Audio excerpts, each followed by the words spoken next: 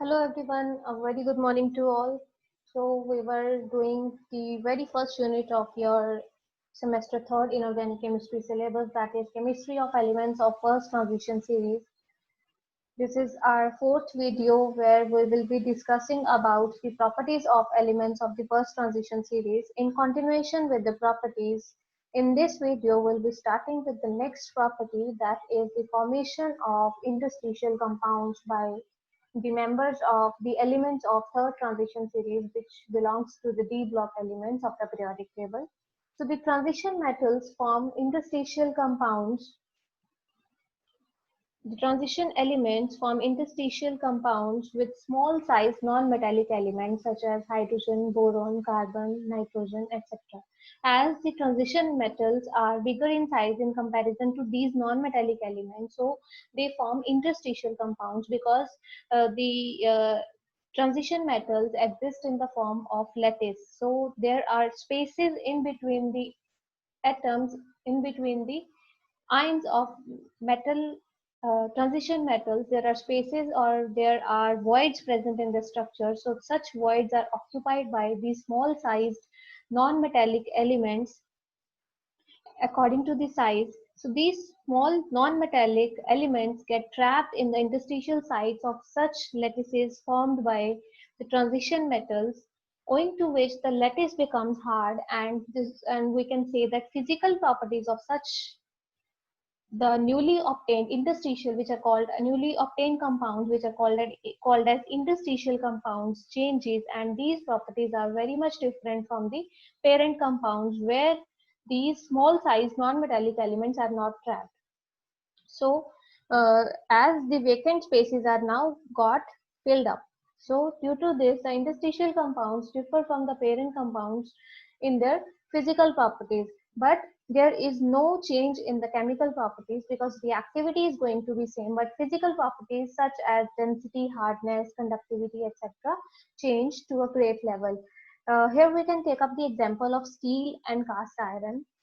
Steel and cast iron are hard owing to the formation of interstitial compounds with carbon in comparison to the iron, pure iron. If we talk about steel, steel is an interstitial compound which is formed by the trapping of non-metallic element, that is carbon, into the lattice of iron. So the hardness of steel is very much higher in comparison to that of iron.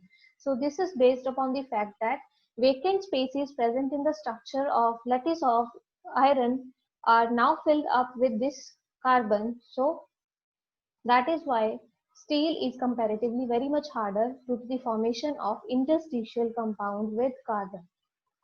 So this is one example. There are lot many examples present in the in different books for the interstitial compounds, and this is one example. Next property which we are going to discuss is the catalytic properties. The transition elements serve as very good catalyst for a number of reactions. Many transition elements can be served as good catalyst. Here are some examples. Iron molybdenum as catalyst for Haber's process is used. Haber's process is the process for the manufacturing of ammonia from nitrogen and hydrogen. Here the catalyst which is used is made up from the is a mixture of iron and molybdenum. Next we use nickel for the hydrogenation reaction in organic chemistry. Nickel acts as catalyst there.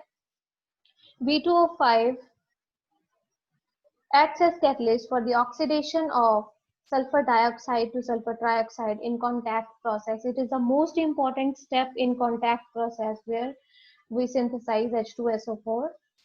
MnO2 acts as a catalyst for the decomposition of H2O2, which produces hydrogen. So the catalytic properties of transition metals and their compounds. The catalytic properties of transition metals and their compounds, owing to the tendency of formation of appropriate intermediates, is due to the formation of appropriate intermediates with the reactants via the use of vacant d orbitals. So how these are acting as catalysts? Let us take up one example. Here we are taking the example of V2O5, where it acts as catalyst for the oxidation of sulfur dioxide to sulfur trioxide. So here SO2 is a reactant, V2O5, which is acting as catalyst, reacts with sulfur dioxide and first gets converted to V2O4 by giving one oxygen to sulfur dioxide, which and converts it to sulfur trioxide. Then V2O4 reacts with oxygen and gets back to V2O5. So here the catalyst is the one which is getting recovered as it is, but it takes part in the reaction and is recovered as such. So here V2O5 is acting as catalyst and it has formed intermediate with the reactant via the use of vacant d orbitals in here. So this is how transition metals and their compounds are acting as catalysts for different organic and different other reactions. Next property which we are going to discuss is the formation of alloys. Transition elements are very good at forming alloys. These form large number of alloys. This is due to their comparable size. Due to the comparable size of the 3D series of transition elements, what happens is these can replace one another from their lattice. These can easily replace one another from the lattice due to the presence of comparable size, to the inherent property of comparable size of each other. So they can replace each other without much deformation in the lattice. And on cooling these such lattices, when such replacements are taking place, on cooling we get alloys. For example, manganese in molten iron will produce better steel in terms of resistance to corrosion and high melting point and hardness. So such alloys are having better properties in comparison to the pure metals. Here is one example where manganese, when is used as an impurity, or we can say is used as an adulterant in molten iron, it gives us the formation, it leads to the formation of new alloy, and which is having higher resistance to corrosion, high melting point and high hardness in comparison to pure iron. Next property is the reactivity of transition elements. Transition metals have been found to exhibit less reactivity in comparison to the neighboring S&P block elements. This is because they are having small size in comparison to the corresponding S&P block elements. They are having high ionization energies. High energies are required for the ionization, and ionization is a foremost step for anything to react, for any element to react. Any electropositive element to react, it must first ionize. So if high ionization energies are associated with these transition metals, so that means their reactivity is less. Also, they are having high energies of atomization. That means it takes a lot of energy for the conversion from solid to gaseous form. So although these transition metals are less reactive, a variety of binary compounds such as oxides, chlorides, halides, sulfides exist and are known for transition metals. Now we come